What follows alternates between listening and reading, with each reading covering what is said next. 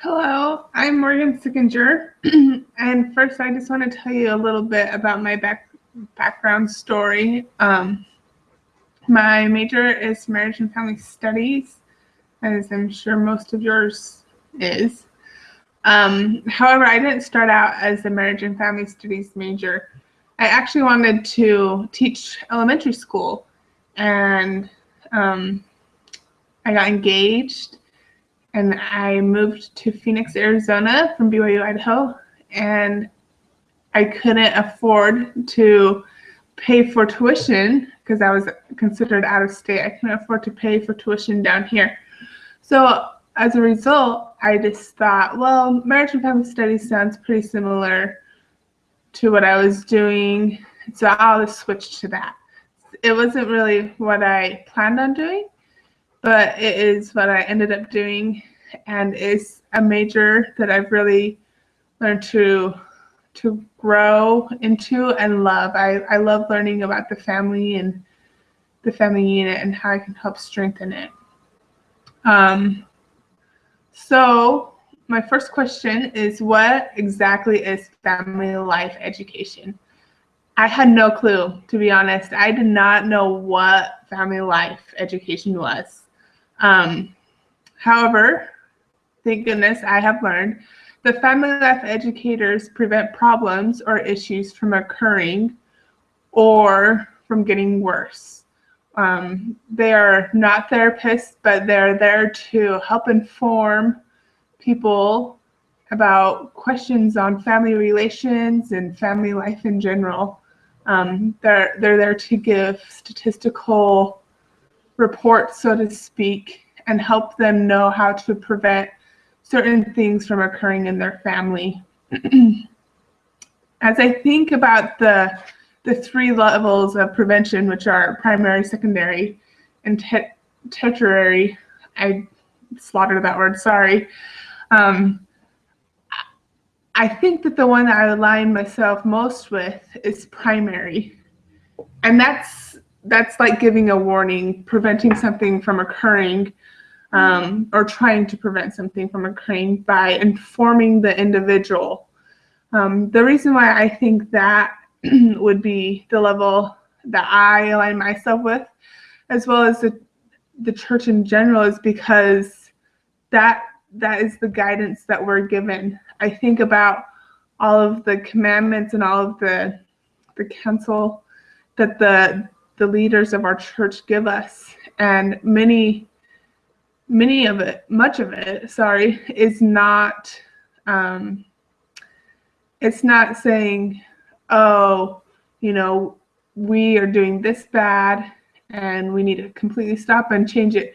An example of something that happened in the church like that is when Joseph Smith, I believe it was Joseph Smith, when he was prophet and the word of wisdom came out, chewing tobacco was acceptable up until that point, and they had to stop and completely change their habit. But for the most part, the church tries to prevent things from happening before they actually happen. Of course, they know that some things are already going on, which would be more of the secondary level, but overall, they try to just prevent it from happening, and they give us the reason why we need to not do the things that would lead us to this awful cause. So I believe that the church takes the primary prevention problem.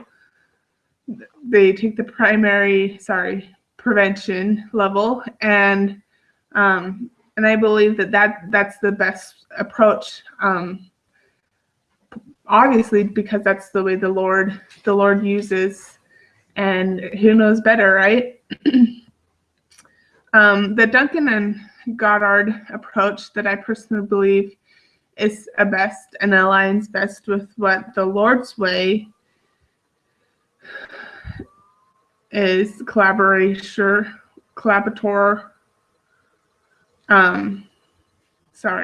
is collaborator, because we are being guided what we need to say. What I mean by this is, take for example, in church, we're taught how to give lessons and how to, give talks in sacrament, and you never write down, or you're not supposed to. Yes, I do sometimes. You're not supposed to write down word for word and read it like a speech. You're supposed to write down an outline and give your talk, start your lesson, whatever it may be, and then allow the Spirit and the feedback from your audience to direct the way that you go. That's part of planning your lesson, is you need to be aware of how to, take a question that you didn't plan to have somebody ask and answer that question. And so I believe that is the best approach when teaching family life education as well. We can't have a set lesson plan because we don't know the feedback that our audience is going to give us. And we need to be able to adapt to the questions that they have. And we need to be able to guide the lesson in the direction that our audience or the person that we are teaching needs to be guided, because that is their personal interest, that's their personal need for being taught those lessons. And as a family life educator, that's what our whole goal is to help that person achieve and learn something new, to prevent them from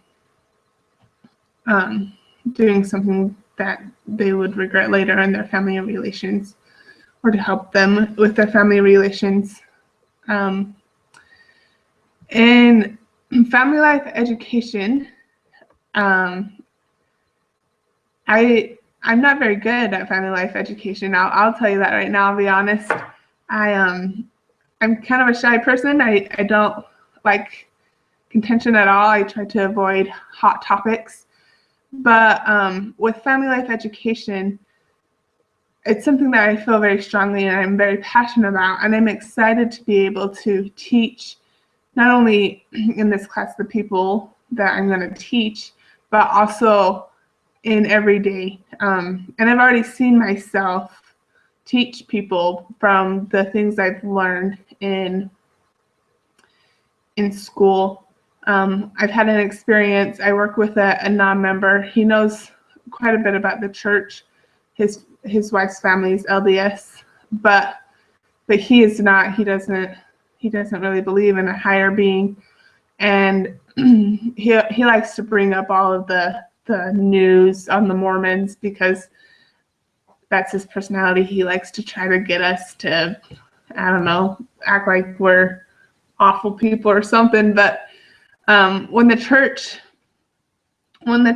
came out with the article that we weren't going to allow children who were under the age of 18 to be baptized if they had gay parents, he brought that up to my attention, and he started asking me why. And I was able to teach him, what we believe in and why we believe that marriage is between a man and a woman. And it was a great opportunity. And of course, he comes back and says, well, you're just Mormon and you have to say that. But I've done research in my other classes, and I've been able to tell him that, I got this from a scholarly article. And then, of course, well, you go to BYU, Idaho. That's a Mormon school. But I've been able to pull up, the library and say, no, look, this is not from an LDS author. This is an actual scholarly article that proves, this point. And so I have been able to step out and teach about family relations and the family unit as a whole, which is the whole goal in our major, and I love that. I don't think I'd ever, go professional and be a family life educator for my career, But I do believe that by continually teaching about family relations and that you're strengthening the family, which is really ultimately our goal, is to strengthen the family. And that's not only our goal as family life educators, but that's our goal as LDS people. And I truly believe that we're doing the Lord's work. You know, this is our major, this is our passion, so to speak. But as we go through these lessons and as we teach these individuals how to strengthen their own personal family in whatever way they may need strengthened, we're building up the kingdom of God. And it might be slowly, but we really are. And I truly believe that. And I'm so excited to have the opportunity to teach because it's something that I'm very passionate about. And I'm done.